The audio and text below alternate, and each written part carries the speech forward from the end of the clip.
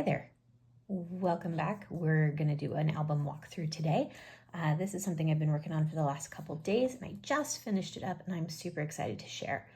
This is a new brand to me, Country Craft Creations. I found them on Facebook and some different mini album groups I'm in, and I kept seeing their name pop up, so I went and checked out their website and I found this gorgeous paper line. This is a tea in Wonderland, or Wonderland tea. I think it's an older package or an older patterns, but they had it in stock. I ordered it. It was a big old pack, 24 sheets, beautiful, beautiful papers, cut aparts, the whole thing. So this is what we decided to play with. We are going to look at this album, but I was going to show you a couple tools and whatnot first. You can ignore some of that.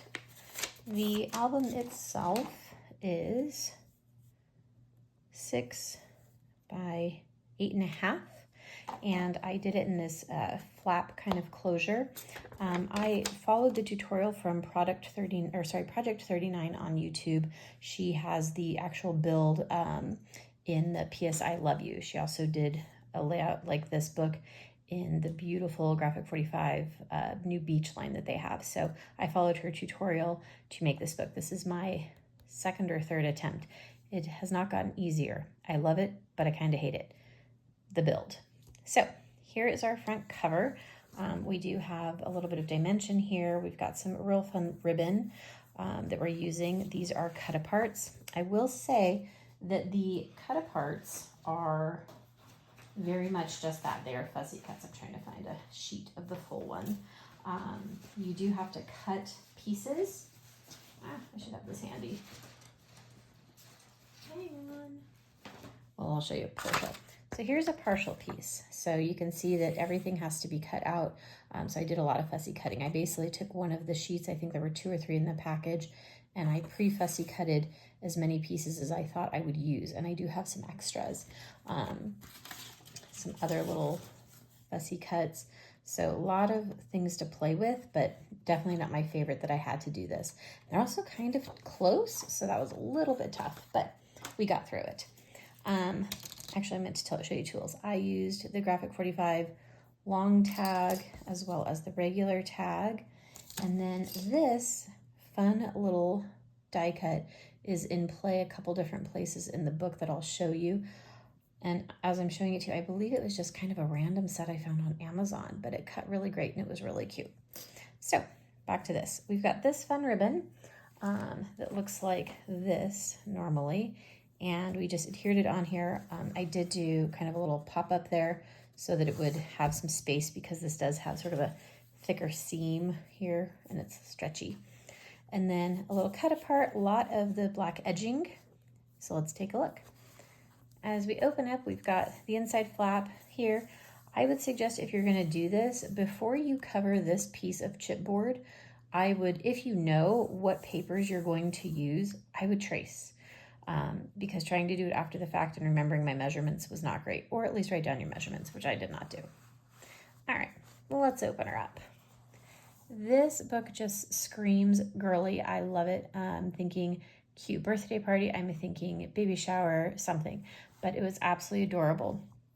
I went through and did some bling. I felt like it just really asked for bling. I had a lot of fun with ribbon, texture, all sorts of stuff. So page 1 here, I had a lot of fun. I actually found some old paper flowers. I don't even know where this little key came from, but I did it with some ribbon and some layers, some other ribbon here with this lace. And then that's hot glued down. And there's a magnet in there. And then we can open that up. Nice little picture spot. And then we have a little tuck. So the tuck just has one little kind of tucked in piece of paper. This is Stampin' Up. It's pretty and pink. It's their new color. So we tuck that in there. Each page has a pullout. This one has a little tuck spot. And then I used the Stampin' Up, I don't know what that is, label or something. I don't think it has a name. But this is, I believe, in their new catalog. And so I just punched it out with some extra paper and it tucks right in there. So each one has one. I did have to tuck those in pretty far, which I noticed afterward, because when it was closed, the binding wouldn't close because it was too tight. Oh, I'm losing some bling. I might have to replace that. All right, so there's that first page. Second page here. The paper is busy, but in like the best way. So we have a double pocket page over here. This is the graphic 45, and you can see I used the die cut on the blue paper. So I did that, and then so I punched out this blue piece first with the die cut. Then I went through and punched to the blue, or the die cut onto the blue before I adhered it to the tag. So that's what gave that kind of cool look there. Some little ribbon, tuck her in. I've got the bigger tag. I just put some ribbon, and I did a little pop-up here with the cut apart. A lot of fun ribbon back there.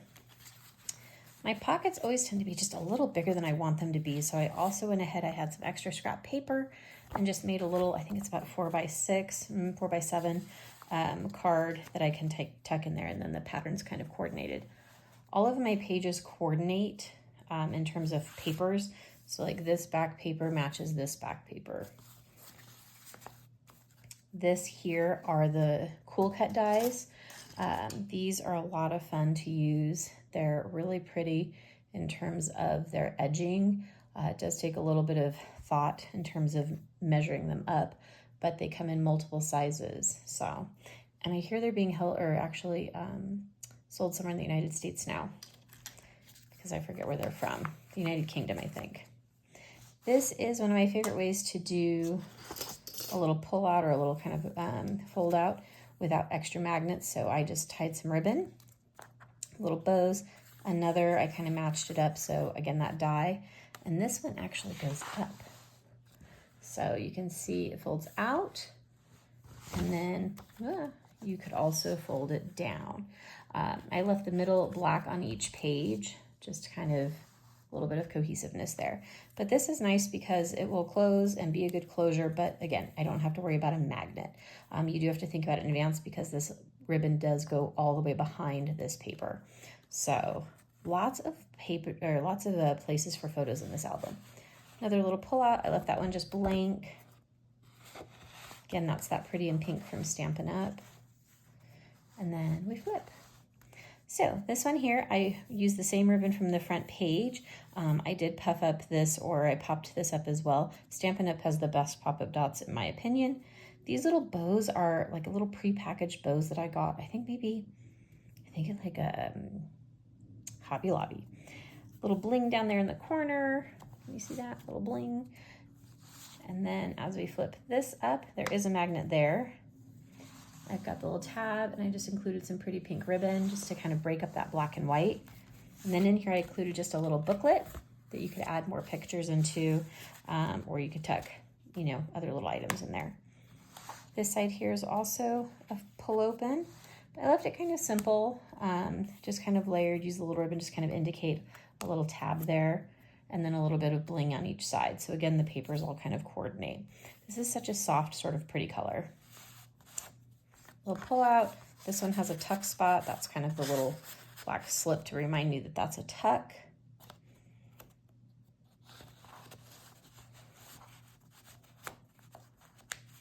Tuck.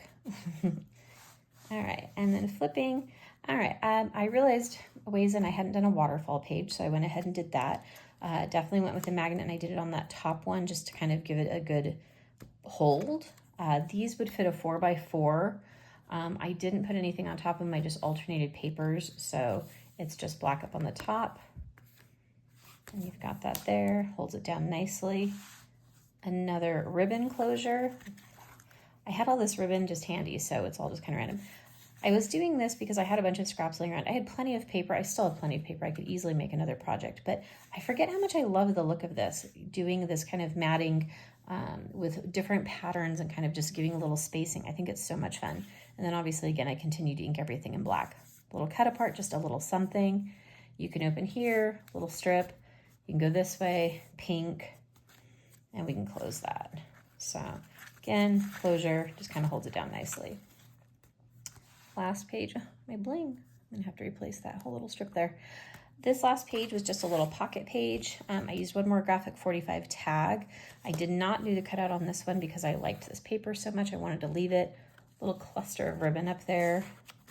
Tuck it in, and then I did make one more little booklet. These are, I think, what size are those?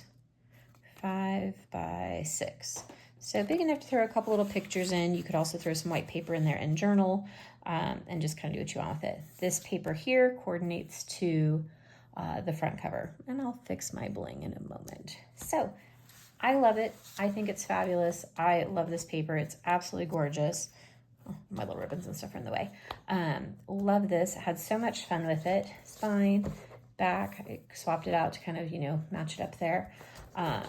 Again, I love this build, but it is difficult, and there's a lot more things to consider when you're building. So I think it's a fun look. Not one I'm going to stick to too often, though. So again, that was the Tea in Wonderland with Country Craft Creations. I think it turned out really, really well. I had so much fun with it. I don't know what I'm going to do with it, so we'll see. Thanks so much for watching.